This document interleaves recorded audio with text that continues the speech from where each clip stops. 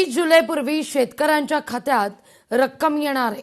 शेतकऱ्यांना अडचणी येऊ नये म्हणून एवढा वेळ लागलेला आहे असं कृषी मंत्री म्हणतात।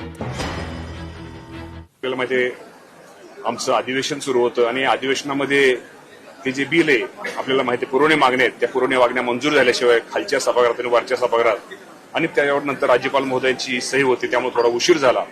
आणि राज्यातील जे इन्कम टॅक्स भरणारे जे मोठे शेतकरी यांना कर्जमाफी, शेवटी आमचा उद्देश एकच आहे की या बाबतीमध्ये गरीब शेतकऱ्यांना या कर्जमाफीचा लाभ हा मिळाला पाहिजे। साधारणतः 30 जुलैपूर्वी माझ्या राज्यातील शेतकऱ्यांच्या खात्यावरती, कर्ज खात्यावरती ही कर्जमाफीची सगळी रक्कम ही दिली जाईल।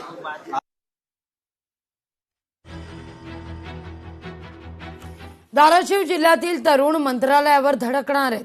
दिल्लीतल्या आंदोलनाला समर्थन देण्याकरता या ठिकाणी मुंबईच्या दिशेनं रवाना झालेत। आंदोलन मिटत नाही तोवर चालत राहण्याचा पवित्रा आहे। धर्मेंद्र प्रधान राजीनामा दो, इन्कलाब जिंदाबाद, इन्कलाब जिंदाबाद, वंदे मातरम, भारत माता की।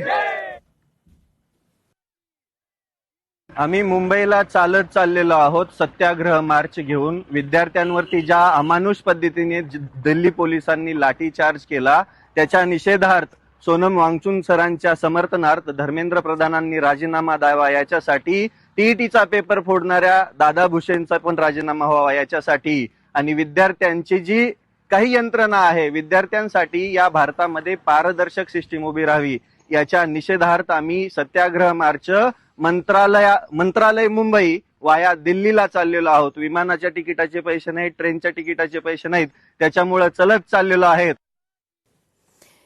ठाण्यात 2 घरांवर झाड कोसळलंय, सुदैवानं जीवितहानी नाही। एका घराच्या छताचे पत्रे मात्र तुटलेले आहेत, त्यामुळे मोठं नुकसान आहे।